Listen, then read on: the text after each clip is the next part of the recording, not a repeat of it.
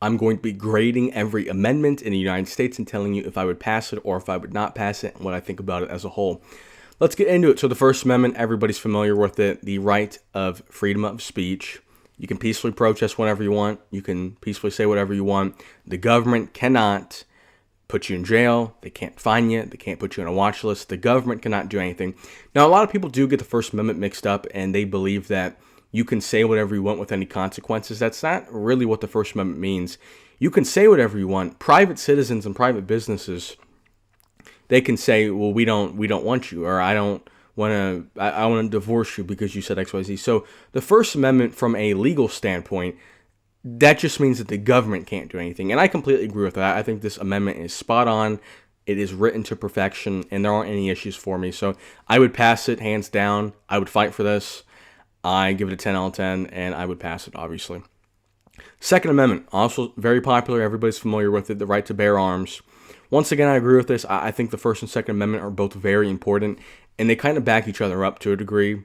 The Second Amendment might be more important because you can't really defend anything without force. But then it gets into another issue. It's like, if you can't even use the First Amendment, then going on a little bit of a tangent here. Second Amendment, though, it does have the operative term, I would like to point out, a well-regulated militia. Now, what exactly does that mean? Because I might have a different opinion than you. And the real question is, what do the founders think? Now, they're dead, so we can't ask them. But it is vague, and I do wonder if it's intentionally vague because the founders at the time, obviously they didn't have the technological advances that modern-day guns have. So were they writing it intentionally vague because they didn't know that we'd have nuclear weapons? We've got a lot of gun advancements. I'm going to give the Second Amendment an 8 out of 10 because of the vagueness. I think it causes some problems in public discourse. Look, people are going to debate it regardless, whichever way if we were to bring them back to life and ask them what they would think of today's gun regulations, would they have more, would they have less? People would still argue, but at least we would know what the founders meant. The well-regulated militia part really throws a bone into things because I don't really know what that means. But I would like to point out that if it was the way that I would view it is, unless it is overwhelmingly obvious that said gun regulation or gun reform needs to happen, I would opt for it to not. I think because it is one of our rights as United States citizens that more regulation is probably bad. Obviously depends on what you're looking for. It depends on how much you care about freedom versus how much you care about safety, etc., etc. I lean more towards freedom, and because it is one of our rights, I think we should do our best to protect it. So I would also sign the Second Amendment. I give approval for it. Third Amendment. I did do some research on this because I didn't fully understand what it meant after I read it. Essentially, what it means is the government during peace times cannot station the military inside your home. Now, it seems kind of random. The first two amendments are big hitters. Bam, 1-2 punch. The Third Amendment, to me, it kind of seems off the walls, during peacetime. Like, why would the military even, why would that even need to be made a law? Seems kind of obvious. Now, begs the question, so during war times, can the government station military personnel at your home? Yes, I found that out, and I'm kind of surprised to learn that. And I don't really know if I like that. If it's a wartime, obviously we want to win the war. It does have some issues, though, because can the president say that we're at war with Mexico and just do whatever they want? Can they start putting snipers on my roof? It's like, it gets a little dicey for a multitude of reasons. So I guess I support the Third Amendment. I'm going to give it a 5 out of 10. It kind of implicates that the military during war times, which once again, what exactly, who declares war? Does the president just say we're in war times and now military goes up on your roof, they go into your home and start eating your food? I'm going to give it a 5 out of 10. I would pass it. I would make some tweaks to it. And yeah, that's that. Now the 4th, 5th, 6th, and 7th, they all relate to trials. So you cannot self-incriminate. You, for civil trials, have a right to have a jury of your peers. You get due process so that, the police can't just arrest you and then keep you in prison without a trial. You also get a speedy trial, so you're not in trial for the rest of your life. I think all these things are good. I'm mashing them all together because they all are kind of in the same realm. I think this is great. If you're going to have a real society, I think people deserve the right to have a fair trial, to have a lawyer, to have representation, to not self-incriminate. Obviously, I think all those things are good. I also think that the police not being able to search you without probable cause is also good. You wouldn't like it if someone just knocked on your door and said, I'm going to search your home. It's like, what? Or search your car. So I support all those, 4, 5, 6, and 7. I give those a 9 out of 10. Maybe we could have gone a little bit further in terms of protections for citizens, but it's obviously a sliding scale. The harder we make it for you to gather evidence on someone who could have potentially committed a crime, the harder it is to prosecute bad people. But then also we start to infringe on rights. So it's a slippery slope either way you go. Overall, I support it, and I would pass that bundle of amendments. Number 8. I guess you could probably throw this into 4 through 7, but I kept it separate because it's incredibly vague. Prohibits excessive fines and excessive bail, as well as cruel and unusual punishment. Now, plain face reading, I agree with that. Obviously, I don't support excessive fines.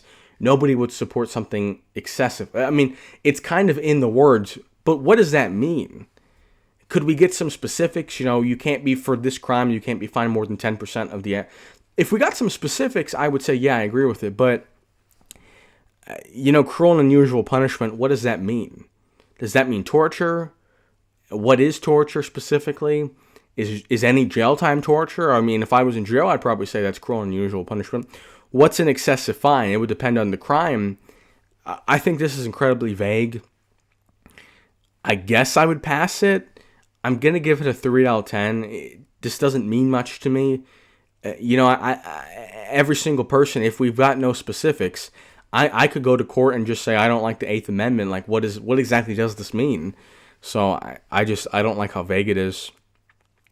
The 9th Amendment. This one also is a bit odd to me due to the lack of specifics. The state, and which means the government, cannot take away unenumerated rights. So just anything that's not an amendment, they cannot take away. Now, if this was written today, then I would support it because it would make a little bit more sense, because we have more protections against discrimination due to gender, sex, race, sexuality, religion, all that stuff. So today would make more sense. The 9th Amendment was passed in 1791. And my question is, so the amendments that have 1 through 8 have already been passed, the basics, the backbone of America. What are the unenumerated rights at that time period? Because they weren't, women couldn't vote, black people couldn't vote. What exactly... And men couldn't vote either unless you were a landowner. So what are the unenumerated rights at that point? I don't know what that means. Obviously, you have the issue of, well, what even if it was written today, what would that be? Could a trans person say that one of my unenumerated rights is to be able to play in any sport I want, or to go in any bathroom I want? Once again, 8 and 9, I'm going to combine them, although they're completely separate things. I think the 9th Amendment is extremely vague, and that doesn't mean anything. It's kind of sweet nothings. I read this and I'm just like, okay, I mean, cool, that makes sense, but it doesn't mean much to me. Now, the 10th Amendment. The federal government possesses only those powers delegated or enumerated. So this is kind of an extension of the 9th Amendment. The federal government, to some degree, it is an extension of the 9th Amendment, but it's also a contradiction of the 9th Amendment. So the 9th Amendment says that the government must protect unenumerated rights. So anything that was not in the 1 through 8 that we deem as rights. But then the 10th Amendment comes in the same year, in 1791, and says that the federal government only has power for Amendments 1 through 9, and that it can only use those. So once again, this adds an immense amount of confusion if you're just reading these, especially in order. It's like, so the government has to protect unenumerated rights, but then the government cannot do anything that is unenumerated, which means they can only control certain things. 8, 9, and 10, it just sounds like a cluster bleep. I don't even know what those things mean.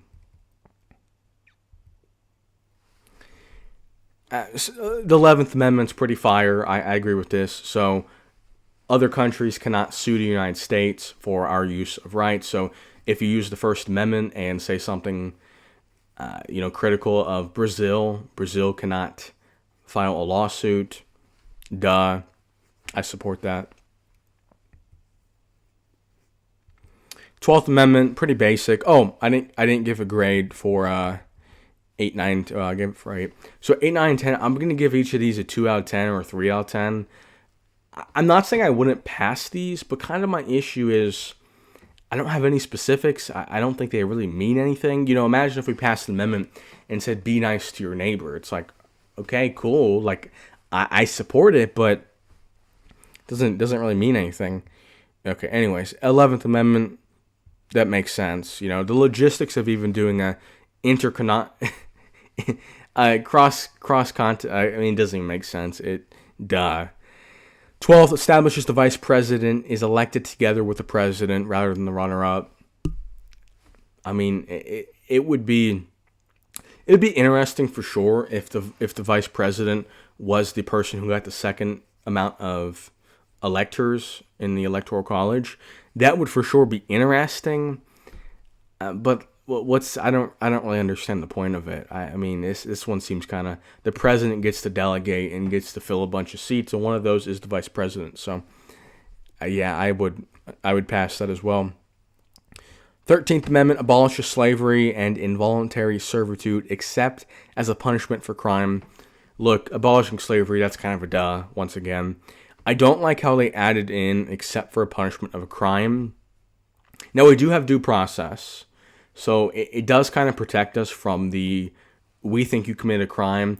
Because to some degree, look, if you don't have due process, even though we abolished slavery, they could just go to anybody and say, yep, you're going to prison and you have to do labor there, so now you're a slave. So it's not as bad because if you committed a crime, you committed a crime, but except as a punishment for a crime, I don't really like that part. I would pass it, though. Abolishing slavery, it's kind of a dud. 14th Amendment, and this one is being protested in courts, and it's being litigated, so it might have a tweak to it, might have a change to it. Define citizenship, and this was in regards to slavery. So once the slaves became free, they became full. They were 3/5 of a person for a little while in terms of voting rights. Then they became a full person. If you're born inside the borders, you are a person. Now, what exactly do I think about this one? This is kind of an interesting one because you will have illegal immigrants coming into the country and giving birth to a kid, and now that kid's a legal citizen, and then we can't deport a legal citizen, but it's an 8-year-old, and then the parents are illegal, so you deport them, and you break up. It is a total disaster. Look, I'm probably with Trump on this one. I probably think that, I think it's a misreading to say anyone born in the United States is a citizen. I would probably say anyone born in the United States to U.S. citizens is a citizen. So that's kind of my take on it. I could see the argument on the other side, but I do think it causes a lot of problems. So I would, they passed it to make the slaves citizens. So I would have passed it at the time. I think nowadays I would agree with Trump. I would say it's probably being misinterpreted. 15th Amendment prohibits the denial of the right to vote based on race or color. Once again, these are the last couple ones are all in regards to slavery. It's kind of a duh. If people are living inside your borders, if they're doing work, if they're paying taxes, if they're doing anything, they should be able to vote. So I would pass that as well. 16th Amendment permits Congress to levy an income tax. Now, look, a lot of people don't like the income tax for obvious reasons. Nobody wants to pay taxes, but Medicare, Social Security, Medicaid, our military, in terms of local taxes, and I know this is the federal tax, but firefighters, police, teachers, look, if you want those things, if you want a society to function, you have to pay taxes. You could hypothetically live in a, more of a communal society, a third world country where they don't have any taxes, but they don't have roads. So maybe you want to lower taxes. I understand that, but taxes are needed to some extent.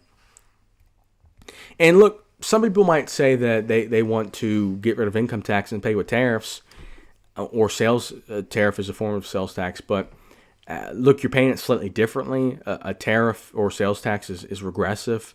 And what I mean by that is the lower class and the middle class are going to be paying a higher percentage of the taxes versus the current structure we have. So maybe you do support that. If you're making less than $250,000 a year, a tariff or sales tax probably doesn't make a lot of sense for you personally. Maybe you still think it makes sense as a whole. That's fine with me. 17th Amendment establishes the direct election of United States senators by popular vote. What this means is there's 2 senators per state, and whichever senator gets the majority of the votes, it's a winner-take-all. The United States as a whole, when they're electing the president, is an electoral college, so you don't have to get more votes to win. You just have to win enough states, and each state is a winner-take-all. So, I do support the popular vote for the entire country as well, and you could make an argument that there should be some sort of electoral college within a state for senators. I could see it both ways. I definitely could see it both ways. And the reason why is a lot of states, let's say it's a 60-40 state, 60% Democrat, 40% Republican, and every 2 years we have a Senate seat open, and there's a new Senate race. And every single time over the last 20 years, we've had only Democrats because it's a 60-40. Now, if we redrew the maps and every 4 years we had both races, then we would have more equal representation because we'd have one Republican, one Democrat. Now, that is hurting the Democrats because they have more vote and they're only getting 50% of the representation, but it is closer to a representation of the entire state than if we just did winner take all for the whole state. So I could see it either way. I don't mind that one. 18th Amendment. Now, this is one that has been repealed. Obviously, it's prohibition, banning alcohol. This is a tough one. A lot of people disagree and think that it's insane that they would ever ban alcohol. What I would do if I was a dictator of a country is I would make sure things that are bad for people, and I think it's unequivocal that alcohol is bad for people from a health standpoint, from a mental standpoint. It also costs money. It also hurts our healthcare system. So alcohol is clearly bad, but look, if we're going to base a society on banning bad things, then a lot of things could be bad. Somebody could say YouTube's bad. So I think once alcohol is part of the culture, I don't think you can really take it away because now people are just doing it undercover and they're doing it in backdoor channels. I think what you would do for something like weed, weed is just getting ushered into society and it's becoming legal. I think you'd have to stop it from coming into legal and accepted society. Once it's in, same thing with sports gambling. Sports gambling is a total mess, and it's obviously not good for men, mostly men. Some women sport gamble as well, but now that it's becoming legal, it's like you have to stop it before it becomes legal. Now that it's legal, people aren't going to let it be taken away. So I would. If no one was drinking and people were getting introduced to alcohol, I'd probably put the hammer down there. Now that it's already in, it's too late. 19th Amendment prohibits the denial of the right to vote based on sex. Now, I do think women should be able to vote. I would say between was it the 16th? No, it wasn't the 16th. It was the 15th. So the 15th was letting black people vote in other races. And the 19th was letting women vote. I would like to quickly combine them and kind of give you a somewhat of an argument on why these wouldn't be allowed. In the ideal system for every person, it would be only them voting. In my ideal system, I would be the dictator. Now, that's not going to happen. So I would, once again, in a less ideal system, I would have only people similar to me. So friends, people with similar beliefs to me would be the only people voting. So I don't necessarily think it's crazy for people to only want people like them to vote.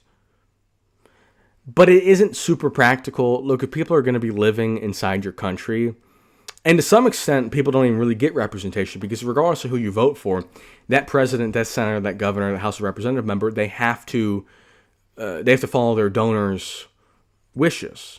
So a lot of people are already upset with their lack of representation and they can vote. Imagine you had the majority of the population not even allowed to vote.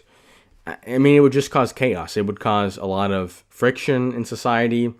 It would cause a lot of animosity. So even if you think, let's say you're a white male and you think that I only want other white males voting because they're going to push policies that I agree with to a higher extent. I understand that.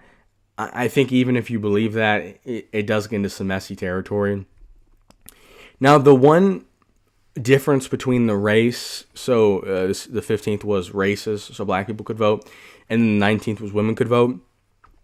Some people would make the argument that because women don't have to sign up for the draft and defend the country, that they don't have as much of a stake in voting. I guess, that argument would probably be a little bit stronger when the United States was sending troops 20, 30 years ago. I think nowadays it's probably not a great argument. So I would let black people and women vote. So, 20th Amendment. This one's kind of irrelevant. Changes the dates of the terms. So, for senators and presidents to get into power, it's kind of irrelevant when they're getting in. It's January 20th and January 3rd, so the senator's getting a little bit earlier. I don't really care about that. Sure, I'll support it. 21st Amendment is to repeal the 18th. We've already talked about that. The 22nd Amendment, and this one's also hotly contested, so the 14th and the 22nd are being contested. The 22nd Amendment limits the number of times a president can run, and I actually don't like this amendment. I'm going to be honest. I think you should be able to run as much as possible. And I know we're not a direct democracy, but we are a republic, which is a form of democracy. Look, I think if the people want a guy or a woman or a transgender, whatever, I think they should be able to run as much as they want. I don't think the people's will should be squashed. I think in my perfect system, we have a popular vote, and whatever person, whether they're 10 years old, 90 years old, a transgender black person, look, if the majority of the people, or plurality, because sometimes you're not going to get to 50%, but if you get more votes than anyone else, I think you should be the president. I think it's as simple as that. So I would not do the 22nd. 23rd Amendment is giving D.C. at the time it wasn't 3, but giving D.C. voting power. And this one is interesting. D.C. is literally within the United States, so I think that one is more obvious to give D.C. voting power. But the United States does have multiple territories that cannot vote. And, some people don't want to be able to vote because that comes with federal taxes. I understand that. Look, I think if the United States is dictating laws, or if we were to buy Greenland hypothetically, I think you kind of have to let them vote. I think you kind of have to let them vote. So I would say yes to D.C., and I would expand that to any territory the United States owns. The one minor issue is we do have some smaller territories that would be so small in population that we probably have to do more than the current amount of electors we have to get it scaled out. So that's a potential minor problem, but I don't think that's a big deal. 24th Amendment. And this is just that you don't have to pay to vote. Look, voting is a right. There should be minimal hoops you need to jump through. I did make a video saying that requiring voter ID is an infringement on your voting rights. And yeah, I agree with that, especially paying. I mean, obviously that's not ideal. So I would not, I would support the amendment. I would not support people having to jump through hoops to vote. And look, some people might say, well, don't we want people to have more stake in the game? And I do understand that. But where does that end? Do we have a specific income requirement? Do we have a specific IQ requirement? Do you have to do a civics test? And why stop there? If we say only people with an IQ of above 150 can vote, why don't we just let the smartest person in the world vote and just decide our president? So I think it runs into a lot of different contradictions and issues. 25th addresses the succession of the president. Look, it's who cares? Vice President. Yeah, I mean that one's kind of irrelevant. 26th Amendment lowers the voting age to 18. I agree with lowering the voting age to 18. Now, some people say that we should raise it to get smarter people, but once again, we kind of just discussed how that is a bit problematic in terms of having more hoops to jump through, having kind of specific things people need to do to vote. I don't really support that. Now, I do kind of have a hot take. I think 18 makes sense. I definitely do think 18 makes sense. I think if you were paying taxes under the age of 18, I think you should be able to vote. So I would say 18 to 75 years old, something along the lines of that, to where you are mentally capable enough to understand basic information. Now, obviously, every voter is not going to be super intelligent and informed on everything, but if you're between the ages of 18 to 75, you can read and understand basic things. And I think if you're 14 years old and you're paying taxes, people had beef, taxation without representation. So I think 18 to 75, and then if you're paying taxes below that age or above that age, then I think you should be able to vote still. And 27th Amendment, delay laws affecting Congress, salary. Yes, Congress can't raise their own salary. It would affect the next group. I mean, that one's kind of dumb. Overall, though, I passed pretty much every amendment, so I think they did a pretty good job. And I know it was different people. But I do think our amendments, as a United States citizen, I do think they are pretty solid. They do leave some ones pretty vague, as I've mentioned. Probably did that intentionally to mold with the times. So I think they